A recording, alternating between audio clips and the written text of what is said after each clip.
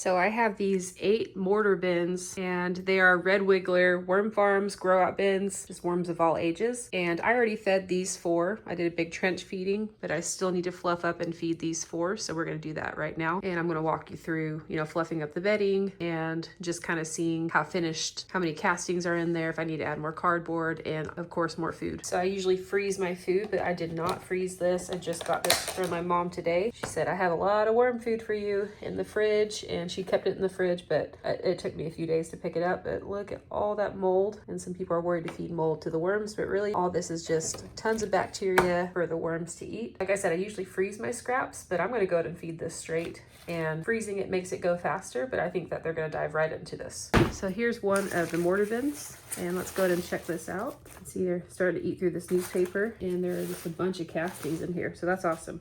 Oh look, this is a peach seed or a nectarine. That'll take forever to break down. Go ahead and flip through here, and this started out as electric composted bedding, and they are really working at this and breaking it down. So what I'm doing here is I'm just introducing oxygen back in. There's no drainage in these bins, so I like to fluff this up, especially in preparation for either sifting or even if I'm selling this. I just like to keep my castings, the bedding, just fluffed up like this anyway, so it doesn't dry hard as a rock. So I haven't fed food scraps in here in a while, actually. They've just been working at the electric composted bedding, so the worms are all spread out, but they're looking happy and healthy.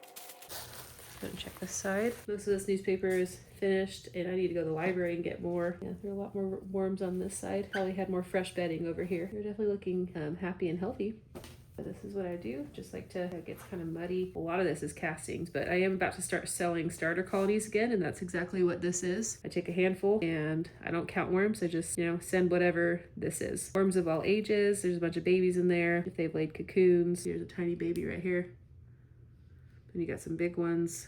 And then some food. There's an avocado skin. So these bins are about, they've been running for a little bit, and I stopped shipping for about 6 weeks. So these are ready for a new home, I guess I should say. And this is a perfect inoculant for, if you're first starting. There are tons of castings in here, so there are tons of microbes. And if you have plain shredded cardboard or cocoa core or whatever bedding you're using, this will start inoculating your bedding, and it's a perfect start to your bin. If you only get worms and you don't throw in some worm castings or basically like a starter like this, or if you don't prep your bedding ahead of time or pre-compost your bedding, then your worms have a lot harder of a time adjusting. So I just think that this is a great way to start, is a starter colony, or just make sure you at least pre-compost or prep your bedding ahead of time. I'm not looking to sift these since I'm probably gonna be selling these off, so I'm gonna actually add in some cardboard to fluff this up because it's pretty dense, and then I'm gonna do a feeding.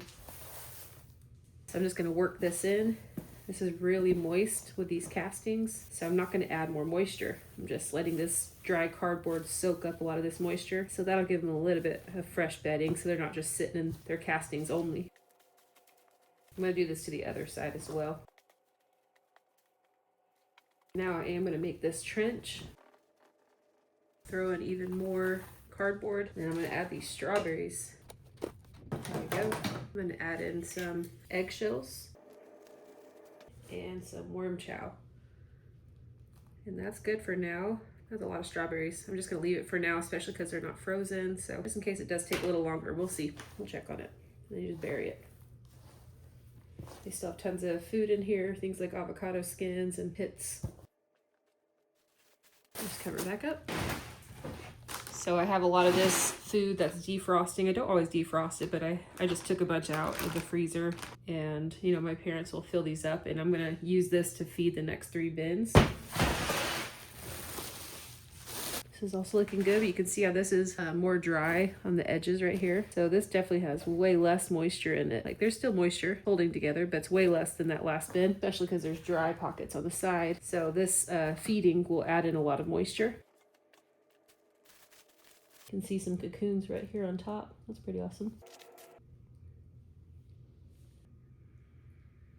Actually a whole lot of mites right here on this avocado pit.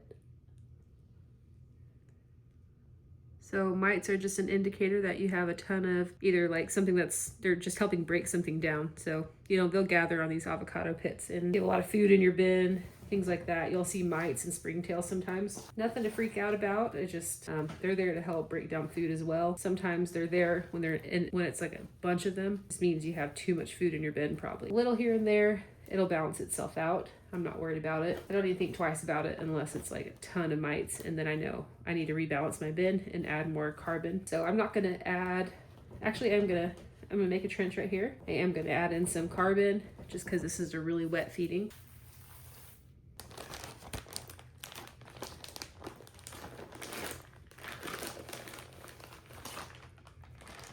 All right, so this is things like carrots. I'm probably gonna take off like half of this actually and feed this to the next bin.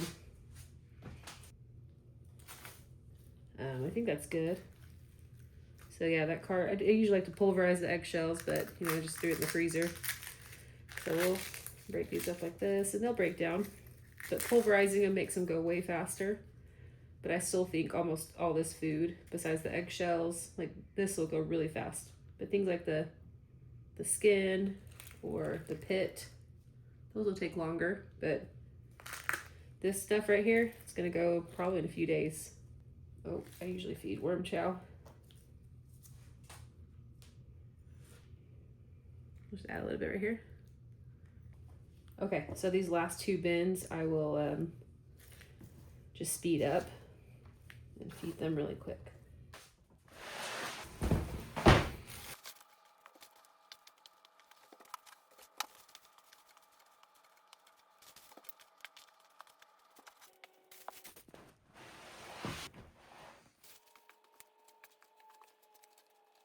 All right, this is the last of the 4, and this one, it still has good moisture in it, but it's not as dense as the other ones. I added some cardboard in the other ones just because I feel like they were getting too dense. No, when it gets dense like that, there's not a lot of airflow that can go through it because the castings are heavy and compact. This one is, it still has a lot of moisture, but it's not as compact and dense as the other ones, so I'm not going to add in more cardboard. I usually like to have a piece of newspaper on top, but like I said earlier, I just need to go get some more at the library.